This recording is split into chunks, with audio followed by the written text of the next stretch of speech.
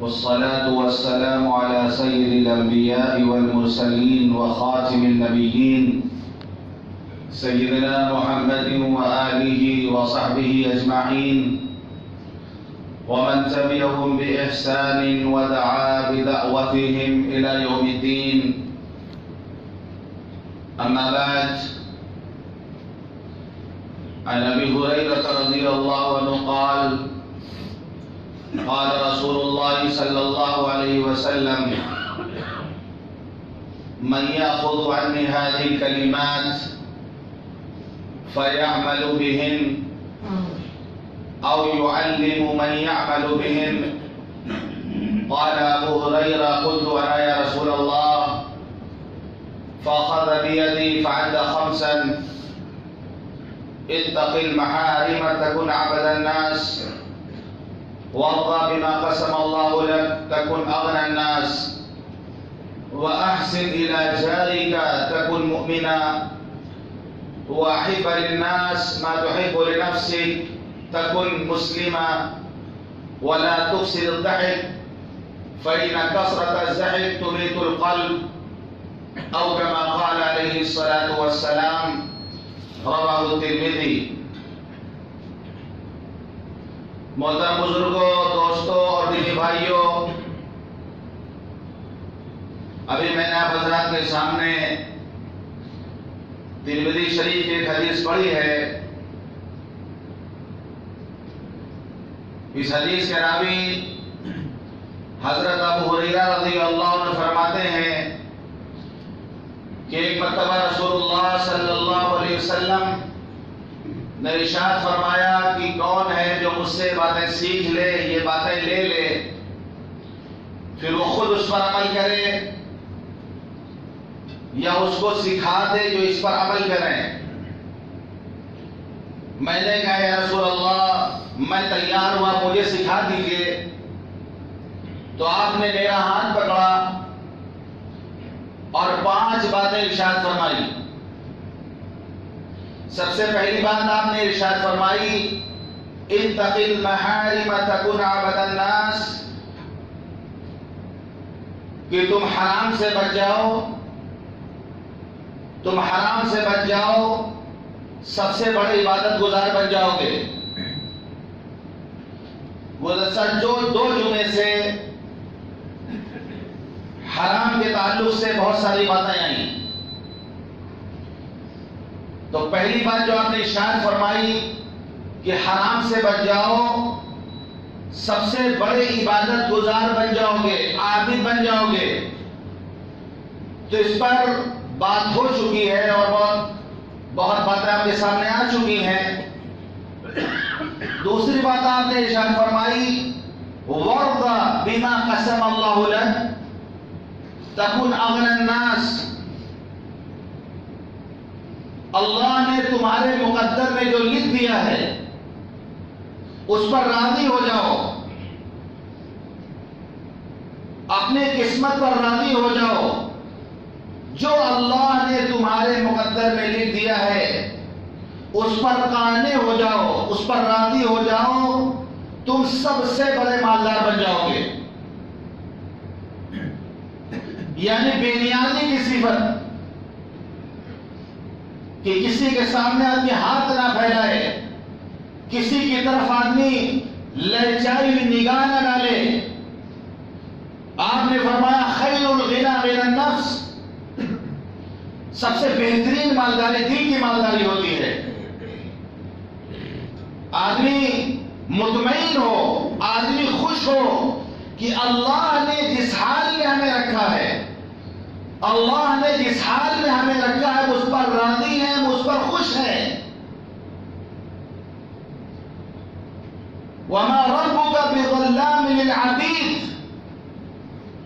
اللہ بندوں پر ظلم نہیں کرتا، اللہ بندوں کے حق میں ظالم نہیں ہے. نَحْنُ قَسَّمْنَا بَيْنَهُمْ مَعِيشَتَهُمْ فِي الْحَيَاةِ الدُّنْيَا، اللہ نے اس دنیاوی زندگی میں روزی کو تقسیم کر دیا ہے. تو جس کے مقدر میں جو ہے اس پر وہ راضی ہو جائے اور اس بات پر راضی ہو جائے کہ اللہ جو بھی ہمارے ساتھ کرے گا وہ ہمارے لیے بہتر ہوگا، کیونکہ اللہ اپنے نیک بندوں کا کبھی برا نہیں کہہ سکتا۔ اللہ بندوں کے حق میں ظالم نہیں ہے، وہ خود بھی ظلم کو پسند نہیں کرتا اور وہ یہ بھی نہیں پسند کرتا کہ بندے ایک دوسرے پر ظلم کریں۔ وہ رحمان ہے، وہ رحیم ہے۔ جہاں اس کی بہت ساری صفات ہیں وہاں اس کی ایک صفت یہ بھی ہے کہ اللہ قدردان ہے۔ اللہ قدردان ہے۔ قدردانی کہتے ہیں کسی دوسرے کے ساتھ محبت کے ساتھ ایسا برتاؤ کیا جائے، محبت کے ساتھ اتنا مہربان ہو جائے کہ اس کی کسی بات کو رد نہ کرے اور اس کی توقع سے زیادہ اس کے ساتھ بھلائی کا معاملہ کرے، اس کو کہتے ہیں قدردانی۔ اگر اللہ کبھی کسی پر حالات لے آئے، کبھی مشکل حالات آ جائیں سامنے، تو اللہ فرماتا ہے فَإِنَّ مَعَ الْعُسْرِ يُسْرًا إِنَّ مَعَ الْعُسْرِ يُسْرًا، کہ بے شک تنگی کے بعد آسانی ہے، یقیناً تنگی کے بعد آسانی ہے۔ اس بات کو دو دفعہ ارشاد فرماتا ہے، ایک بات کو دوبارہ کہتا ہے فَإِنَّ مَعَ الْعُسْرِ يُسْرًا إِنَّ مَعَ الْعُسْرِ يُسْرًا، کہ تنگی اگر اللہ لاتا ہے، وقتی طور پہ حالات لاتا ہے تو اس کے بعد آسانی ہے، اور اس بات کو دو مرتبہ اللہ ارشاد فرماتا ہے تو مفسرین کہتے ہیں دو مرتبہ ایک بات کو اس لیے دہرایا گیا کہ اگر حالات آئے، اگر مسائل آئے، اگر کوئی آزمائش ہو اور بندہ اس پر صبر کر لے تو اللہ کی طرف سے دوہرا انعام ملتا ہے، اس پر اللہ کی طرف سے ڈبل انعام اس پر ملتا ہے۔ اگر اللہ کبھی آزمانا چاہیں، کبھی اللہ ایسے حالات لے آئیں تو اللہ کے ہر فیصلے پر ہم راضی ہوں، اللہ کے ہر فیصلے پر ہم راضی ہوں، کیونکہ اللہ جو چاہتا ہے وہی ہوتا ہے۔ ایک ایمان والے کا اس بات پر ایمان ہے، وہ اس بات پر یقین رکھتا ہے کہ اللہ کے حکم کے بغیر اس دنیا میں نہ کوئی پتا ہل سکتا ہے، نہ کوئی ذرہ اڑ سکتا ہے جب تک اللہ کی اجازت نہ ہو۔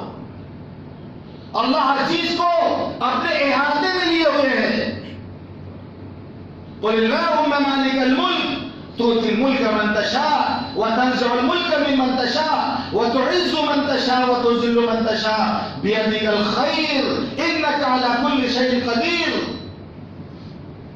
اللہ اپنے محبوب سے فرماتا ہے کہیے میرے اللہ، اے شہنشاہی کے مالک، اے شہنشاہی کے مالک، تو جسے چاہے شہنشاہی عطا کر دے، تو جس سے چاہے شہنشاہی چھین لے۔ کیا کسی کی جیت اور کیا کسی کی ہار، کیا کسی کی فتح اور کیا کسی کی شکست، سب اللہ کے اختیار میں ہے۔ نہ کسی کی جیت کا تذکرہ، نہ کسی کے ہار کا تذکرہ۔ قرآن کہتا ہے قُلِ اللَّهُمَّ مَالِكَ الْمُلْكِ تُؤْتِي الْمُلْكَ مَن تَشَاءُ، اللہ تو جسے چاہے حکومت دے دے۔ ایک ایمان والے کا ایمان اس بات پہ ہونا چاہیے کہ اللہ کے اختیار میں ہے سب کچھ، جسے چاہے اللہ حکومت دے دے اور جسے چاہے اللہ حکومت لے لے۔ اللہ دینا بھی جانتا ہے، اللہ چھیننا بھی جانتا ہے۔ تاریخ اٹھا کے دیکھیں، آپ تاریخ اٹھا کے دیکھیں، ہزاروں برس سے جو شہنشاہیت چل رہی تھی، تاریخ کے اوراق میں آپ دیکھیں کہ ہزاروں برس کی شہنشاہیاں جن کا دنیا میں ڈنکا بجتا تھا، جن کا توتی بولتا تھا کہ اگر وہ دن کو رات کہتے تو لوگ ماننے کو تیار، رات کو دن کہتے تو لوگ ماننے کو تیار، مٹی کو ہاتھ لگا دے تو سونا لوگ سمجھے اس کو اور اس کو سونا ماننے کو تیار ہو جائیں۔ لیکن پھر وہ وقت آیا ہے کہ پلک جھپکتے اللہ نے ان کے سلطنت کے آفتاب کو ایسا غروب کیا کہ اس کے بعد کبھی طلوع نہیں ہوا۔ آپ رومن امپائر کی تاریخ پڑھیں، آپ ساسانیوں کی تاریخ پڑھیں، آپ قوم سبا کی تاریخ پڑھیں، اللہ کہتا ہے وَجَعَلْنَاهُمْ أَحَادِيثَ وَمَزَّقْنَاهُمْ كُلَّ مُمَزَّقٍ، ہم نے ان کو قصے پاری نہ بنا دیا، ہم نے ان کی دھجیاں بگاڑ کے رکھ دی. تو کسی کو دھوکہ نہیں لگنا چاہیے. یہی دھوکہ لگا تھا قارون کو، اور لوگوں نے جب اس سے کہا تھا کہ احسن کما احسن اللہ علیک، لوگوں کے ساتھ تم بھی احسان کرو جس طرح اللہ نے تمہارے ساتھ احسان کیا. جس طرح اللہ نے تمہارے ساتھ احسان کیا ہے، تمہیں مالدار بنایا ہے، تم بھی لوگوں کا خیال رکھو، غریبوں کا خیال رکھو، اللہ کے راستے میں خرچ کرو اس مال کو، اللہ نے تمہیں دیا ہے. تو اس نے کہا انما اوتیتہ علی علم عندی. اس غلط فہمی میں تھا وہ. اس نے یہ کہا جو کچھ مجھے ملا میری قابلیت سے ملا ہے، میرے علم سے میں نے حاصل کیا اس کو، یہ میرا حق تھا، میں نے تو محنت کر کے، یہ میرے علم اور میری صلاحیت کی وجہ سے مال میرے پاس آیا ہے. بہت سارے مالدار ہیں جن کو دھوکہ لگا ہوا ہے کہ آج ہمارے پاس جو مال ہے یہ ہماری محنت کا نتیجہ ہے، یہ ہماری قابلیت کا نتیجہ ہے، یہ ہماری ذہانت کا نتیجہ ہے، تبھی ہم آج اتنے مالدار ہیں.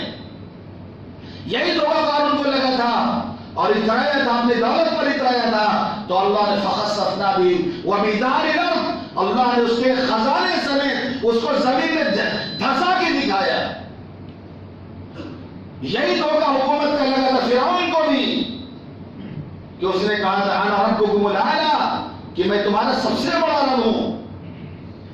مصر والے سے کہتا تھا الیس لی ملک مصر، الیس لی ملک مصر وہذه انہار تجری من تحتی افلا تبصرون.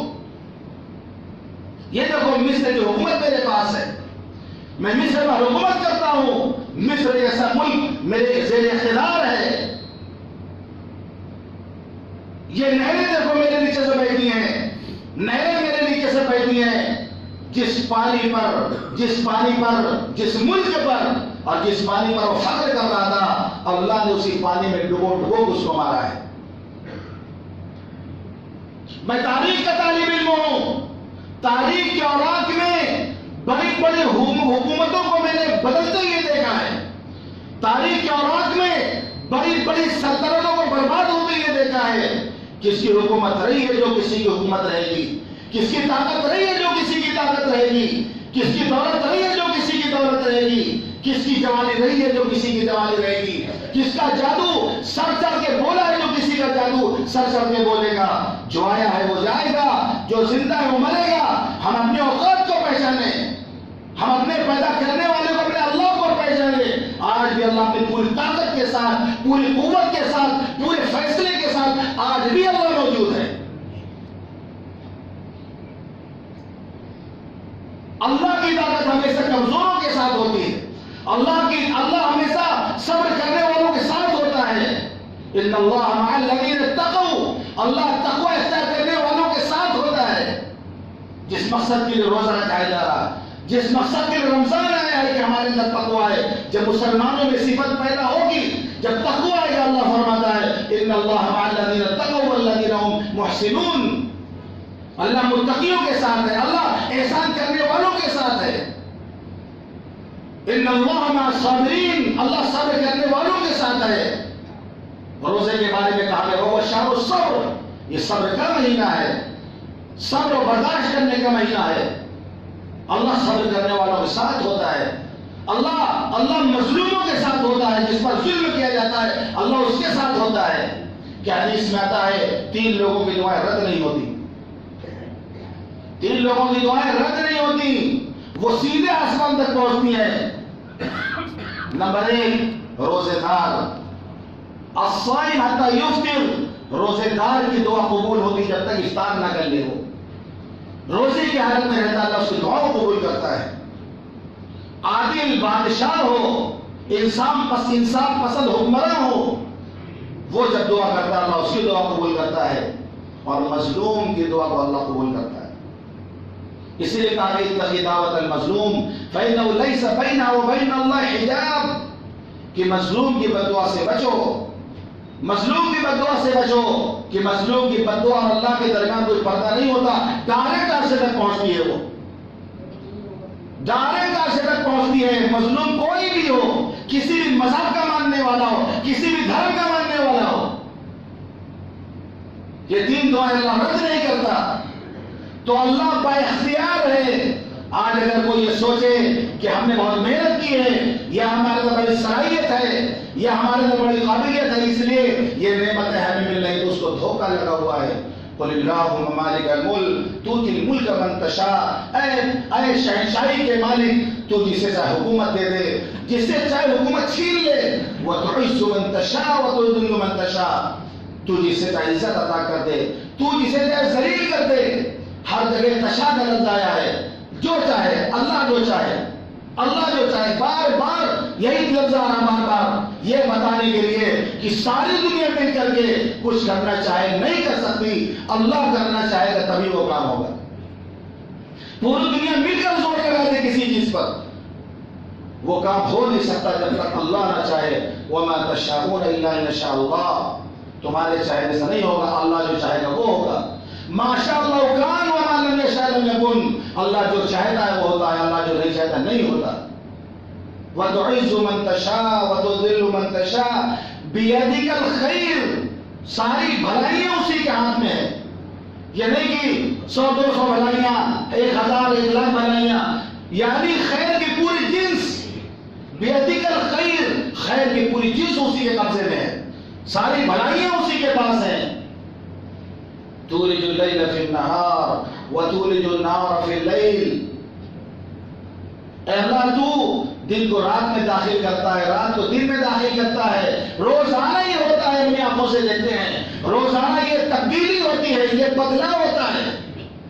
جو بھی حالات ہوں، جیسے بھی مسائل آئیں، یہ زیادہ دیر نہیں رہتے ہیں. اللہ فرماتا تلک الایام نداولها بین الناس، تلک الایام نداولها بین الناس.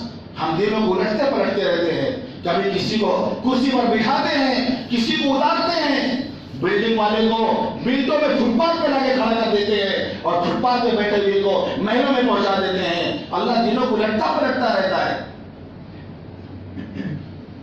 اللہ دنوں کو الٹتا پلٹتا رہتا ہے. تولج اللیل فی النہار وتولج النہار فی اللیل. روزانہ ہم اپنی آنکھوں سے دیکھتے ہیں یہ رات کا آنا، یہ دن کا آنا، یہ تبدیلی روزانہ ہوتی ہے. اور کوئی یہ نہ سوچے کہ اب فلاں حکومت چلی گئی اب وہ دوبارہ کبھی نہیں آئے گی، یہ حکومت آ گئی ابھی ہمیشہ باقی رہے گی. نہیں، تخرج الحی من المیت وتخرج المیت من الحی. اللہ کی شان یہ ہے کہ اللہ بے جان سے جاندار کو نکالتا ہے، مردے سے زندہ اللہ کھڑا کر دیتا ہے اور جاندار سے بے جان کو اللہ نکالتا ہے. انک علی کل شیء قدیر، اللہ ہر چیز پر قادر ہے، اللہ ہر چیز پر قادر ہے. اور آخر میں اللہ فرماتا ہے وَتَرْزُقُ مَن تَشَاءُ بِغَيْرِ حساب، اللہ جسے چاہے بے حساب رزق عطا فرماتے. ہم سب محتاج ہیں اللہ کے، ہم سب محتاج ہیں. پوری دنیا کو خطاب کر کے اللہ کہتا ہے یا ایھا الناس انتم الفقراء الی اللہ، اے لوگوں تم سب بھکاری ہو اللہ کے. کیا بادشاہ، کیا وزیر، کیا ارب پتی، کیا کروڑ پتی. فرمایا یا ایھا الناس، اے تمام لوگوں، اے زمین پر بسنے والے انسانوں، انتم الفقراء الی اللہ، تم سب اللہ کے بھکاری ہو، اللہ کے فقیر ہو. ان اللہ هو الغنی الحمید، مالدار ذات، غنی ذات، بے نیاز ذات صرف اللہ کی ہے. تو یہ صفت اپنے اندر پیدا کریں، ہمارے اندر بھی تخلقوا باخلاق اللہ کہا گیا کہ اللہ کے اخلاق کو اپناؤ. تو فرمایا راضی ہو جاؤ، جو اللہ فیصلہ کر رہا ہمارے حق میں بہتر ہی ہوگا. میرا اللہ ہمارے ساتھ برا نہیں کہہ سکتا، جو بھی فیصلہ آئے گا ہم اس پر راضی ہیں، ہم اس پر خوش ہیں، کیونکہ اللہ نے یہ کیا ہے. کسی انسان کے اختیار میں کچھ نہیں ہے، کوئی انسان کچھ نہیں کر سکتا کسی کے ساتھ، کوئی مشینیں کسی کے ساتھ کچھ نہیں کر سکتی.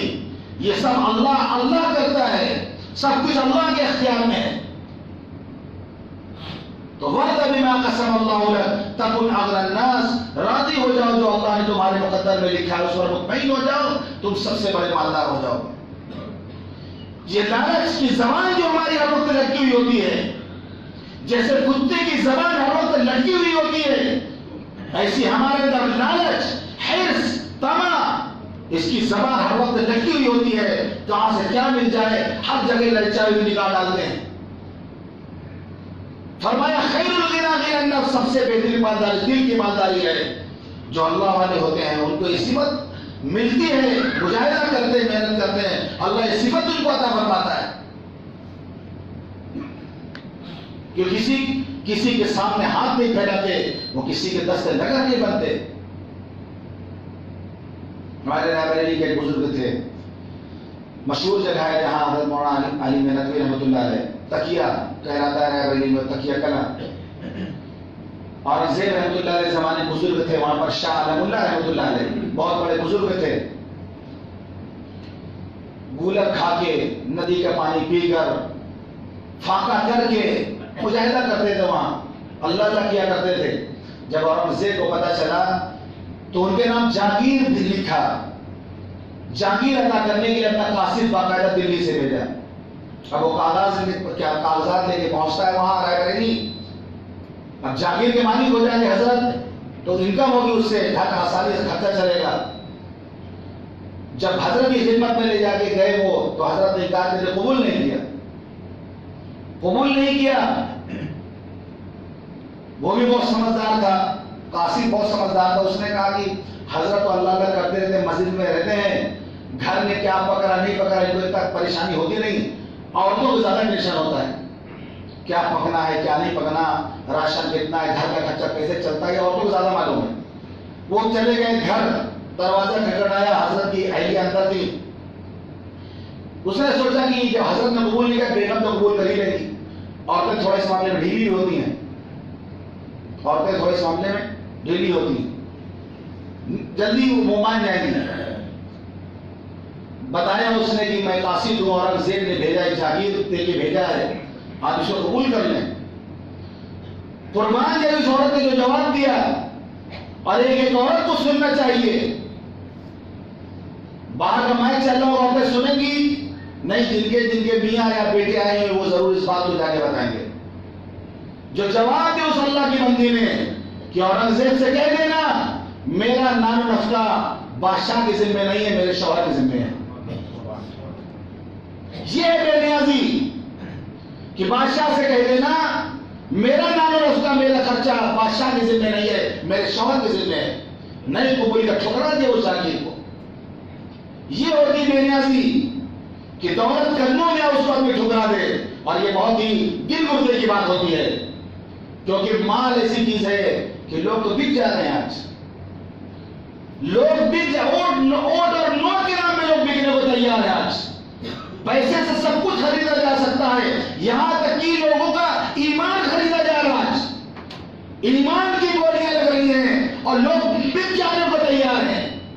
جو قوم اپنے آپ کو مسلمان کہتی ہے، ایمان والا سمجھتی ہے، وہ بک جانے کو تیار ہے ووٹ اور نوٹ کے نام پہ، ایک پلیٹ بریانی کے نام پہ بک جانے کو تیار ہے۔ وہ آج سودے ہو رہے ہیں، ہمارے ایمان کے سودے ہو رہے ہیں۔ آج مارکیٹوں میں، منڈیوں میں آلو اور پیاز کی اور مچھلی کی کیا بولی لگتی ہوگی جو آج ایمان کی بولی لگ رہی ہے، اور لوگ بکنے کو تیار ہیں مال کے لیے کہ تم 1 لاکھ روپے لے لو، تم اس پارٹی میں آ جاؤ، تم 2 لاکھ لو، تم اس پارٹی میں آ جاؤ، تم 1 کروڑ لے لو، تم اس پارٹی میں آ جاؤ۔ لوگ بک جانے کو تیار ہیں آج، اپنے ذاتی مفاد کے لیے پوری ملت کو ذبح کرنے کے تیار ہیں آج، اپنے وقتی فائدے کے لیے پورے ملک کو بھیٹ چڑھانے کے تیار ہیں آج لوگ۔ یہ لالچ جو ہے بہت خطرناک چیز ہے۔ تو یہ بے نیازی کی جو صفت ہوتی ہے اللہ والوں کو ملتی ہے کہ جیسے بھی حالات ہیں اللہ نے بھیجا ہے، ہم اس پر راضی ہیں، ہم اللہ سے مانگیں گے، ہم اللہ کے در کے محتاج ہیں، ہم اللہ سے دعا کریں گے، ہم اللہ کے سامنے ہاتھ پھیلائیں گے۔ ایک بزرگ تھے دہلی میں، ان کی خانقاہ تھی شاہ غلام علی رحمۃ اللہ علیہ۔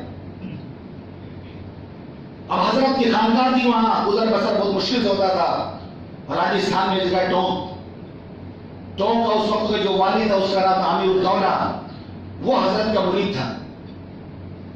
اس کو یہ پتا چلا کہ حضرت کا خرچہ بہت مشکل سے چلتا ہے، حضرت کا خرچہ بہت مشکل سے چلتا ہے، گزر بسر بہت مشکل سے ہوتی ہے، تو اس نے ہدیہ میں کچھ پیسہ بھیجا۔ جب خادم لے کے حضرت کے پاس آیا تو حضرت نے جو جواب دیا وہ سنیے۔ حضرت نے جواب دیا کہ فقیر نے روزہ رکھا تھا، فقیر نے روزہ رکھا تھا، اور سورج ڈوبنے کے وقت کوئی روزہ نہیں توڑا کرتا. کوئی آدمی روزہ رکھ لے اور جان پہ بنائے، پیاس سے پریشان ہو جائے، سورج ڈوبنے والا ہو، اس وقت کوئی روزہ نہیں توڑتا. مجاہدہ کر لے گا، وہ سوچے گا کہ یہ 2-10 منٹ بعد ابھی سورج ڈوب جائے گا تو ہم افطار کر لیں گے. غروب ہونے کے وقت کوئی روزہ نہیں توڑتا. یہ عقل مندی کی بات نہیں ہے کہ سارا دن آدمی روزہ رکھے اور سورج ڈوبتے ڈوبتے اس کو روزہ توڑ دے. وہ انتظار کرتا ہے کہ جب سورج غروب ہو جائے گا تبھی روزہ کھولے گا. فرمایا فقیر نے روزہ رکھا اور سورج ڈوبنے کے وقت کوئی روزہ نہیں توڑتا ہے. یعنی پیغام یہ دینا تھا، پوری زندگی اسی مجاہدے میں گزر گئی، پوری زندگی اسی روکھی سوکھی میں گزر گئی. اب تو بڑھاپا آ گیا ہے، زندگی کا سورج غروب ہونے والا ہے، اب تم ہم کو یہ مال دے رہے ہو، ایسے وقت میں ہم اپنا روزہ توڑ دیں. ایک بزرگ فرماتے ہیں الدنیا یوم ولنا فی صوم، دنیا تو ایک دن کی زندگی ہے اور اس میں بھی ہمارا روزہ ہے، یعنی اس میں بھی ہمارا روزہ ہے. تو یہ صفت ہے کہ ہم ہر حال میں راضی ہو جائیں. اللہ جو فیصلہ کرے گا، اللہ خوش رکھے ہم خوش ہیں، اللہ پریشانی دے حالات آئے ہم اس پر بھی راضی ہیں. حضرت رابعہ بصریہ کے سامنے کوئی دعا کر رہا تھا کہ اللہ ہم تجھ سے تیری رضا مانگتے ہیں. حضرت رابعہ نے اس کو ڈانٹا، کہ تمہیں دعا کرنے کا طریقہ نہیں معلوم، اللہ سے تم اس کی رضا مانگ رہے ہو، خود اللہ سے راضی نہیں ہو. اللہ سے اس کی رضا مانگ رہے ہو اور خود اس سے راضی نہیں ہو. اس نے پوچھا اللہ سے کیسے راضی ہو جائے؟ فرمایا مسائل اور مسائل کے آنے پر اتنی خوشی ہو جتنا انعام ملنے پر خوشی ہوتی ہے. میٹھا ملے تو بھی اچھا ہے، کڑوا ملے تو بھی اچھا ہے، کیونکہ دونوں چیز محبوب کی طرف سے ہے، محبوب کی طرف سے ہے. جو بھی آ جائے نیک بندہ مومن بندہ یہ دیکھتا ہے بس کہ اللہ کی طرف سے حالات آئے ہیں، ہم اس کو قبول کرنے کے لیے تیار ہیں. جو اللہ حالات لا سکتا ہے وہی اللہ اس حالات کو بدل بھی سکتا ہے. دنیا میں کوئی اس کو نہیں بدل سکتا. اللہ لانے والا بھی، اللہ بدلنے والا بھی ہے. نہ خوشی اچھی ہے نہ ملال اچھا ہے، نہ خوشی اچھی ہے نہ ملال اچھا ہے. خدا جس حال میں رکھے وہ حال اچھا ہے، جس حال میں اللہ رکھے. ہم ہر حال میں اللہ سے راضی رہیں تو ہم سے بڑا مالدار، قسم خدا کی ہم سے بڑا مالدار دنیا میں کوئی نہیں ہے. جس دن ایمان والوں میں، مسلمانوں میں یہ بے نیازی پیدا ہو جائے، یہ استغنا آ جائے، تب ان کو کوئی خرید نہیں سکتا. وہ راضی ہیں. جیسے حضرت سلیمان علیہ السلام قوم سبا، وہاں کی جو ملکہ تھی بلقیس، اس نے جو ہے آزمانے کے لیے کہ بادشاہ کی پیغمبر ہے، اس نے ہدیہ بھیجا وہاں سے. جب حضرت سلیمان کے پاس وہ ہدیہ آیا تو جو جواب دیا قرآن میں جواب نکلا. حضرت سلیمان علیہ السلام نے کہا اتمدوننی بمال، کیا تم مال کے ذریعے میری مدد کرنا چاہتی ہو؟ مال کے ذریعے تم میری مدد کرنا چاہتی ہو؟ فما آتانی اللہ خیر مما آتاکم، اللہ نے جو مجھے دیا ہے یہ میرے لیے بہتر ہے اس سے جو اللہ نے تم کو دیا. جو اللہ نے تم کو دیا ہے اس سے بہتر ہے جو اللہ نے مجھے دیا ہے.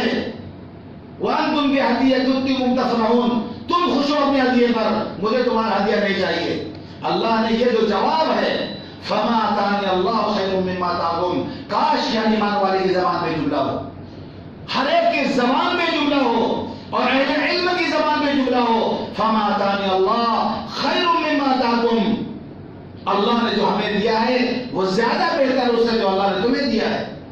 کیونکہ اللہ نے جو دیا ہم اس پر راضی ہیں، ہم اس پر مطمئن ہیں، ہم اس پر خوش ہیں. ہم سے بڑا مالدار دنیا میں کوئی نہیں.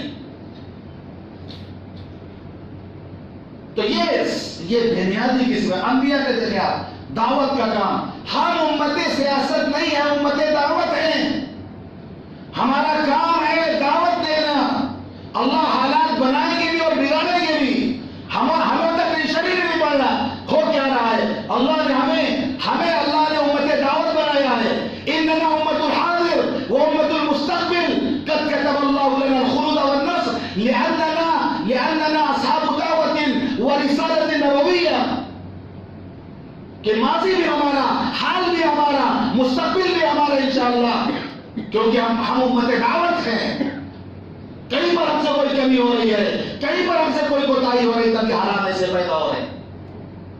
اور نبیوں کی شان یہ تھی، آپ سورہ شورى پڑھ جائیں، ایک ایک نبی کا تذکرہ اللہ کر رہا، حضرت نوح کا تذکرہ، حضرت صالح کا تذکرہ، حضرت ہود کا تذکرہ، حضرت لوط کا تذکرہ، حضرت شعیب کا تذکرہ علیہ السلام تذکرہ کر کے ہر ایک کے بارے میں اللہ کہتا ہے، وہ یہ جواب دیتے تھے اپنی قوم سے، کہتے تھے ما سألتم علیہ من اجر ان اجر الا رب العالمین۔ ہر نبی کے تذکرے کے بعد یہ لفظ دہرایا گیا ہے کہ ہم تم سے اجر نہیں چاہتے ہیں، ہمیں تم سے اجر نہیں چاہیے، میرا اجر تو اللہ کے پاس ہے، اللہ مجھے اجر دے گا۔ ہر نبی نے یہ کہا۔ بہت افسوس کی بات ہے صورتحال کہ حافظ قرآن شرط لگا لے کہ 50,000 روپے ملے گا تب ہم تراویح سنائیں گے، عبادتوں کی بولی لگے گی کہ ہمیں فلاں مسجد میں 1,00,000 روپے ملے گا اس لیے ہم وہاں تراویح سنانے جائیں گے، ہم بنگلور میں سنائیں گے، ہم مدراس میں سنائیں گے، ہم ساؤتھ میں جا کے تراویح سنائیں گے کیونکہ وہاں پر زیادہ پیسہ ملے گا۔ اور باقاعدہ لوگ ڈیمانڈ کرتے ہیں کہ ہمیں 50,000 چاہیے، 1,00,000 چاہیے۔ یہ بات الگ ہے، اگر ہدیے میں لوگ دیتے رہے خود سے تو کوئی بات نہیں ہوئی، لیکن یہ معاوضہ طے کیا جائے، پہلے سے معاوضہ طے کیا جائے، یہ اچھی چیز نہیں ہے۔ لیکن ہمارے یہاں کا معاملہ یہ ہے کہ یہ کہہ دیا گیا کہ بھائی چندہ نہیں ہونا چاہیے، صحیح نہیں ہے، کیونکہ ہمارے یہاں مزاج ہے، بتا دیں آپ کو، ہمارے یہاں کا مزاج ایسا ہے، ہم میں سے ہر ایک کی میں کہہ رہا ہوں، کوئی بچا نہیں اس سے، ہر ایک کے بارے میں کہہ رہا ہوں، اپنے گریبان منہ ڈال کے دیکھیں آپ، سب کے لیے میں کہہ رہا ہوں، مزاج ہمارا جو بن گیا ہے وہ یہی بن گیا کہ جب ہمارے پاس لوگ آگے مانگیں گے تبھی ہماری پاکٹ سے پیسہ نکلے گا۔ جب تک لوگ ہمارے سامنے انوچھا لے کے نہیں آئیں گے، رومال لے کے نہیں آئیں گے، ڈبہ باکس لے کے نہیں آئیں گے، ہماری پاکٹ سے پیسہ نہیں نکلتا۔ میں بے بار اعلان کر دوں کہ اب آئندہ سے مولوی صاحب کو تکلیف نہیں ہوگی۔ آپ کہتے ہیں کہ مولوی صاحب آپ کو تکلیف نہیں ہوگی، باہر میں باکس لگا ہوا ہے، ہم جمعے کا چندہ اس پہ ڈالیں گے، ہم جمعے کا چندہ اس پہ ڈالیں گے، آپ کیوں زحمت کریں گے، ہم اس پہ چندہ ڈالیں گے۔ لیکن میں مسجد میں بیٹھے کہہ رہا ہوں کہ اگر جو بھی چندہ اٹھتا ہے، جو جا کے لاتے ہیں، اور جب اس کو روک دیا جائے اور مسجد کے باکس جو رکھا ہے گیٹ پر اس کو کھولا جائے گا تو 1/4 حصہ بھی اس میں چندہ نہیں آئے گا، کیونکہ ہمارا مزاج یہ بن گیا ہے کہ ہمارے سامنے ہاتھ پھیلائیں لوگ آ کے تب ہماری پاکٹ سے پیسہ نکلتا ہے۔ آپ تراویح کے چندہ کی رسید لے کے جا کے کاٹے تب پیسہ نکلتا ہے جیب سے، لیکن حافظ قرآن نے تراویح میں قرآن مکمل کیا ہے، ہدیہ لینے سے کون منع کرتا ہے؟ بھائی میں نے چندہ کرنے سے منع کیا، ہدیہ دینے سے نہیں منع کیا۔ کہ ایک صاحب کے بارے میں واقعہ پڑھا، ایک صاحب ایک بزرگ سے بیعت ہو گیا، اب حضرت نے اس کو کہہ دیا بھائی کسی کو تکلیف بہت پہنچا رہا ہے، کسی کو کاٹنا مت تم۔ اب بیچارہ سیدھا ہو گیا، کسی کو کاٹ رہا ہے، جانوروں کو پتا چلا کہ کسی کو کاٹتا نہیں ہے تو اس کو سب چھیڑنے لگے، سب اس کو پریشان کرنے لگے۔ اب تنگ ہو گئے، صاحب پھر حضرت کے پاس گیا، حضرت آپ نے کاٹنے سے منع کر دیا، اب لوگ ہم کو پریشان کر رہے ہیں، جانور ہم کو پریشان کر رہے ہیں۔ حضرت نے کہا کہ ارے ہم نے کاٹنے سے منع کیا ہے، پھپکارنے سے تھوڑی منع کیا ہے۔ پھپکار دے کر دیکھ کر کے ڈر کے بھاگ جائے گا، تو پھپکارنے سے تھوڑی منع کیا ہے، کاٹنے سے میں نے منع کیا ہے۔ تو رسید کاٹنے سے منع کیا گیا ہے کہ چندے کی رسید نہ کاٹی جائے، لیکن ہدیہ آپ نے حافظ قرآن کو یہ کس نے منع کیا ہے؟ لیکن نہیں، جو مزاج ہمارا بگڑ چکا ہے، یہ بہت خراب مزاج ہے، اس مزاج میں آپ تبدیلی لائیں، اس مزاج کو آپ بدلیں۔ ظاہر سی بات ہے بے نیازی ہونی چاہیے کہ وہ مانگ نہیں رہا کسی سے، اگر آدمی نہ مانگے تو کیا مطلب اس کو دینا نہیں چاہیے، وہ نہیں مانگ رہا یہ اس کی بے نیازی ہے، لیکن ہم ہدیہ کے طور پہ ہم محبت کے ساتھ خدمت کریں، یہ بھی ان کا حق ہے، علماء کا حفاظ کا یہ حق ہے، حضرت تھانوی فرماتے حق ہے ان کا، تو یہ خدمت ہدیہ پیش کیا جائے۔ اور باقی تو آپ کچھ نہیں دیں گے تب بھی ان کی زندگی گزر رہی ہے، وہ آپ کے 1 روپے کے محتاج نہیں ہے، وہ آپ کے محتاج نہیں ہے، کان کھول کے سن لے، وہ آپ کے محتاج نہیں ہے، نئے مدارس آپ کے محتاج ہیں، اللہ چلانے والا ہے، کون کتنا چندہ دیتا ہے مدرسوں کو، لاکھوں لاکھ روپے کا خرچ ہوتا ہے، چھوٹے چھوٹے مدرسوں میں لاکھوں لاکھ کا خرچ ہوتا ہے، لیکن اللہ چلا رہا ہے اس کو، اللہ چلا رہا ہے۔ ہم یہ سوچیں کہ ہم کتنا بڑھ چڑھ کر کے حصہ لیتے ہیں۔ آپ کی مسجد میں بھی لوگ آئے ہوں گے، سفرائے ہوں گے، بڑے مدرسے والے آئے ہیں، چھوٹے مدرسے والے بھی آئیں، تحقیق کرنا کا کام ہے، یعنی کہ جو کھاکی وردی دیکھ کے سمجھے کہ سب پولیس والے ہیں، ہوم گارڈ بھی ہو سکتا ہے، ڈاکیا بھی ہو سکتا ہے، اور ایک تنظیم ہے اس کا آدمی بھی ہو سکتا ہے کھاکی وردی میں، اور پولیس بھی ہو سکتا ہے، اور اس سے بڑا داروغہ بھی ہو سکتا ہے۔ تو کھاکی وردی اٹھائی نہ جائیں کہ سب پولیس آپ لوگ دیکھ کر لگائے کہ سب بھائی 10 روپے کاٹ لو، سب لوگ 50 روپے سب لوگ کاٹ لو، 100 روپے سے سب لوگ بنا لو۔ یہ سب ایک مدرسہ جس کا 1 لاکھ روپے خرچہ ہے، ایک مدرسہ جس کا 1 کروڑ خرچہ ہے، 5 کروڑ خرچہ ہے، دونوں برابر کیسے ہو سکتے ہیں؟ تحقیق کریں، آپ تحقیق کرنا آپ کی ذمہ داری، تحقیق کریں، اور خاص طور سے جن کا اعلان یہاں کیا جاتا ہے وہ بہت معتبر ہوتا ہے، جن مدرسوں کا اعلان ہوتا ہے آپ تحقیق کر کے دیں سب کو، جو منع نہیں کیا جاتا آپ کو، لیکن جو جس کا حقدار ہے اس کو اتنا دیں۔ بڑے مدارس کو معلوم کریں ان کو زیادہ دیں، چھوٹے مدارس ان کو کم دیں، لیکن آپ خرچ کریں، آپ دیں، اور یہ سوچیں کہ ہمارا کیا حق بنتا ہے، ہم اس کام میں کتنا بڑھ کر کے حصہ لیتے ہیں، اور ہم جو ہے دین کی اور دینی مراکز کی اور دینی مساجد کی مراکز کی اور مدارس کی ہم جو ہے کتنی خدمت کر سکتے ہیں۔ ہر ایک کو حصہ لینا چاہیے۔ اللہ تعالی ہم سب کو کہنے اور سننے پر عمل کرنے کی توفیق عطا فرمائے۔ وآخر دعوانا الحمدللہ رب العالمین۔